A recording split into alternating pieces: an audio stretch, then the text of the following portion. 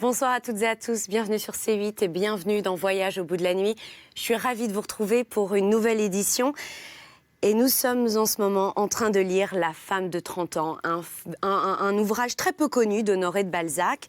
Et c'est un roman qui me tient particulièrement à cœur. C'est l'histoire d'une jeune femme qui a épousé son amoureux dans la précipitation. C'est l'histoire d'une confession de jeune mariée. Et c'est tout simplement l'histoire d'un mauvais départ. À partir de ce livre, Balzac est vraiment devenu le peintre des femmes, et non pas seulement les femmes de 30 ans, mais toutes les femmes, parce qu'il a osé parler, il a osé dire des choses qu'elle, à l'époque, n'osait pas parler.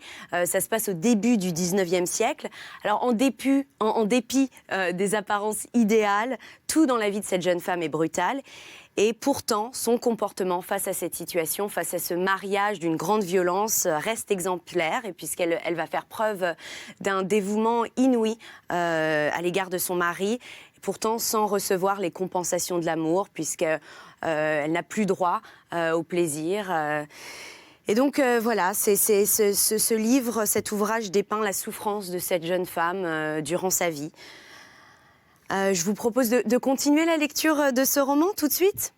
C'est parti, nous sommes toujours au premier chapitre. Première faute, La femme de 30 ans d'Honoré de Balzac. C'est parti.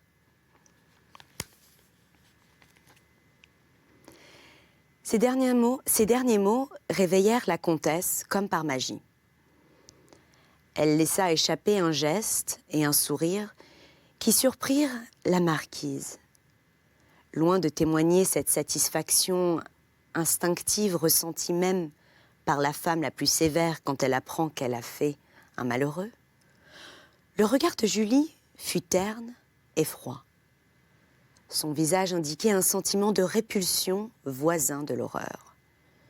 Cette proscription n'était pas celle d'une femme aimante, frappe sur le monde entier au profit d'un seul être. Elle sait alors rire et plaisanter. Non. Julie était en ce moment comme une personne à qui le souvenir d'un danger trop vivement présent en fait ressentir encore la douleur. La tante, bien convaincue que sa nièce n'aimait pas son neveu, fut stupéfaite en découvrant qu'elle n'aimait personne. Elle trembla d'abord. Elle trembla d'avoir à reconnaître en Julie un cœur désenchanté. Une jeune femme à qui l'expérience d'un jour, d'une nuit peut-être, avait suffi pour apprécier la nullité de Victor. Si elle le connaît, tout est dit, pensa-t-elle. Mon neveu subira bientôt les inconvénients du mariage. Elle se proposait alors de convertir Julie aux doctrines monarchiques du siècle de Louis XV. Mais quelques heures plus tard, elle apprit, ou plutôt, elle devina la situation assez commune dans le monde à laquelle la comtesse devait sa mélancolie. Julie, devenue tout à coup pensive, se retira chez elle plus tôt que coutume. Quand sa femme de chambre l'eut déshabillée et l'eut laissée prête à se coucher, elle resta devant le feu, plongée dans une duchesse de velours jaune, meuble antique, aussi favorable aux affligés qu'aux gens heureux. Elle pleura, elle soupira, elle pensa. Puis, elle prit une petite table, chercha du papier et se mit à écrire. Les heures passèrent rapidement. La confidence que Julie faisait dans cette lettre paraissait lui coûter beaucoup. Chaque phrase amenait de longues rêveries. Tout à coup, la jeune femme fondit en larmes et s'arrêta. En ce moment, les horloges sonnèrent 2 heures. Sa tête, aussi lourde que celle d'une mourante, s'inclina sur son sein. Puis, quand elle la releva, Julie vit sa tante surgir tout à coup, comme un personnage qui se serait détaché de la tapisserie tendue sur les murs. « Qu'avez-vous donc, ma petite ?» lui dit la tante. « Pourquoi veiller si tard? Et surtout, pourquoi pleurer seule, à votre âge ?» Elle s'assit sans autre cérémonie, près de sa nièce, et dévora des yeux la lettre commencée. « Vous écriviez à votre mari ?»« Sais-je où il est ?» reprit la comtesse. La tante prit le papier et le lut. Elle avait apporté ses lunettes. Il y avait préméditation. L'innocente créature laissa prendre la lettre sans faire la moindre observation. Ce n'était ni un défaut de dignité, ni quelque sentiment de culpabilité secrète, qui lui ôtait aussi toute l'énergie. Non, sa tante se rencontra là, dans un de ces moments de crise où l'âme est en ressort, où tout est indifférent, le bien comme le mal, le silence aussi bien que la confiance. Semblable à une jeune fille vertueuse qui accable un amant de dédain, mais qui le soir se trouve si triste, si abandonnée, qu'elle le désire et veut un cœur où déposer ses souffrances. Julie laissa violer sans mot dire le cachet que la délicatesse imprime à une lettre ouverte et resta pensive pendant que la marquise lisait. « Ma chère Louisa, pourquoi réclamer tant de fois l'accomplissement de la plus imprudente promesse que puissent se faire deux jeunes filles ignorantes? Tu te demandes souvent, m'écris-tu, pourquoi je n'ai pas répondu depuis 6 mois à tes interrogations? Si tu n'as pas compris mon silence, aujourd'hui, tu en devineras peut-être la raison en apprenant les mystères que je vais trahir. Je les aurais à jamais ensevelis dans le fond de mon cœur. Si tu ne m'avertissais de ton prochain mariage, tu vas te marier, Louisa. Cette pensée me fait frémir. Pauvre petite, marie-toi. Puis dans quelques mois, un de tes plus poignants regrets viendra du souvenir de ce que nous étions naguère, quand un soir, à Écouen, parvenus toutes deux sous les plus grands chênes de la montagne, nous contemplâmes la belle vallée que nous avions à nos pieds et que nous y admirâmes les rayons de soleil couchant dont les reflets nous enveloppaient. Nous nous assîmes sur un quartier de roches et tombâmes dans un ravissement auquel succéda la plus douce mélancolie. Tu trouvas la première que ce soleil lointain nous parlait d'avenir. Nous étions bien curieuses et bien folles alors. Te souviens-tu de toutes nos extravagances? Nous nous embrassâmes comme deux amants, disions-nous. Nous nous jurâmes que la première mariée de nous deux raconterait fidèlement à l'autre ses secrets d'hyménée, ces joies que nos âmes enfantines nous peignaient si délicieuses. Cette soirée fera ton désespoir, Louisa. Dans ce temps, tu étais jeune, belle, insouciante, sinon heureuse. Un mari te rendra en peu de jours ce que je suis déjà. Laide, souffrante et vieille. Te dire combien j'étais fière, vaine et joyeuse d'épouser le colonel Victor d'Aiglemont, ce serait une folie. Et même, comment te le dirais-je? Je ne me souviens plus de moi-même. En peu d'instants, mon enfance est devenue comme un songe. Ma contenance pendant la journée solennelle, qui consacrait un lien dont l'étendue m'était cachée, n'a pas été exempte de reproches. Mon père a plus d'une fois tâché de réprimer ma gaieté, car je témoignais des joies qu'on trouvait inconvenantes et mes discours révélaient de la malice. Justement, parce qu'ils étaient sans malice. Je faisais 1000 enfantillages avec ce voile nuptial, avec cette robe et ces fleurs.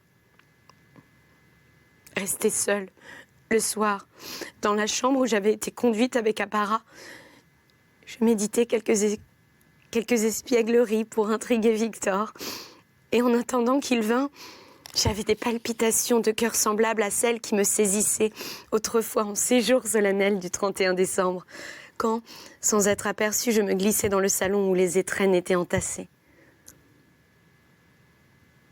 Lorsque mon mari entra, qu'il me chercha, le rire étouffé que je fis entendre sous les mousselines qui m'enveloppaient a été le dernier éclat de cette gaieté douce qui anima les jeux de notre enfance. Quand la douairière eut achevé de lire cette lettre, qui, commençant ainsi, devait contenir de bien tristes observations, elle posa lentement ses lunettes sur la table, y remit aussitôt la lettre et arrêta sur sa nièce 2 yeux verts dont le feu clair n'était pas encore affaibli par son âge.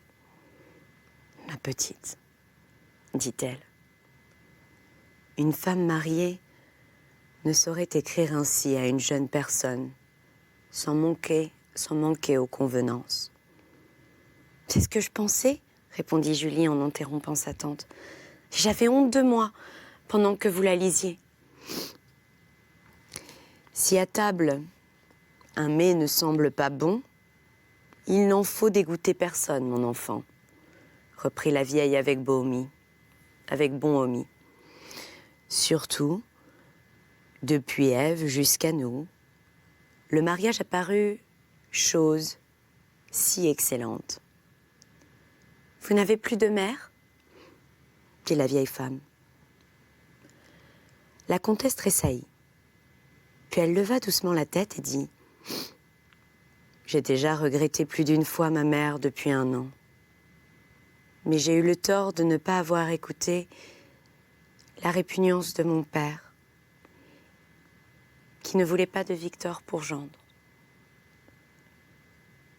Elle regarda sa tante, et un frisson de joie sécha ses larmes quand elle aperçut l'air de bonté qui animait cette vieille figure. Elle tendit sa jeune main à la marquise, qui semblait la solliciter, et quand leurs doigts se pressèrent, ces 2 femmes achevèrent de se comprendre. « Pauvre orpheline », ajouta la marquise. Ce mot fut un dernier trait de lumière pour Julie. Elle crut entendre encore la voix prophétique de son père. « Vous avez les mains brûlantes. Sont-elles toujours ainsi ?» demanda la vieille femme.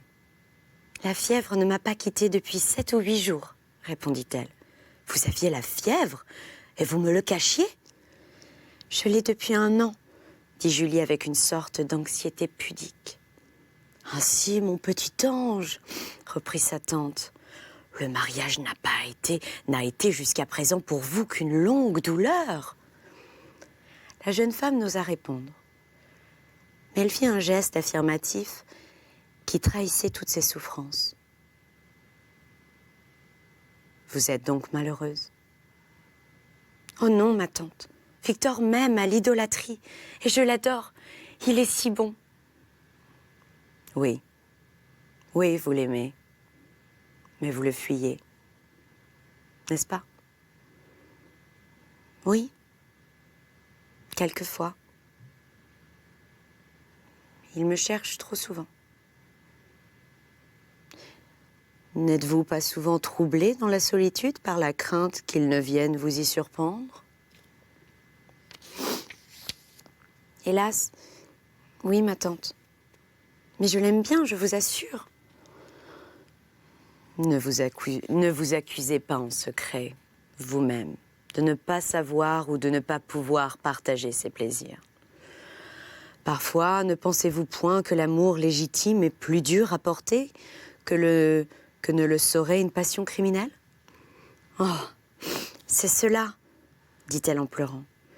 Vous devinez donc tout, là où tout est énigme pour moi. Mes sens sont engourdis. Je suis sans idée. Enfin, je vis difficilement. Mon âme est oppressée par une indéfinissable appréhension qui glace mes sentiments et me jette dans une torpeur continuelle. Je suis sans voix pour me plaindre et sans parole pour exprimer ma peine. Je souffre et j'ai honte de souffrir en voyant Victor heureux de ce qui me tue.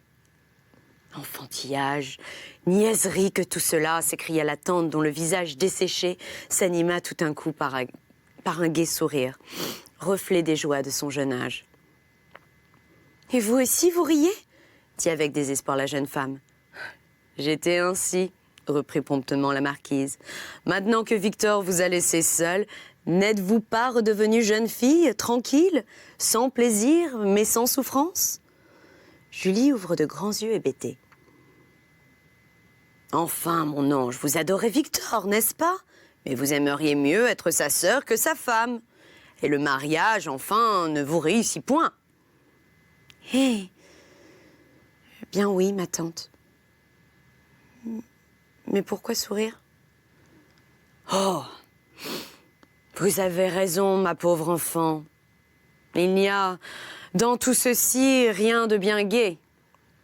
Votre avenir serait gros de plus d'un malheur si je ne vous prenais sous ma protection et si ma vieille expérience ne savait pas deviner la cause bien innocente de vos chagrins. Mon neveu ne méritait pas son bonheur, le sot.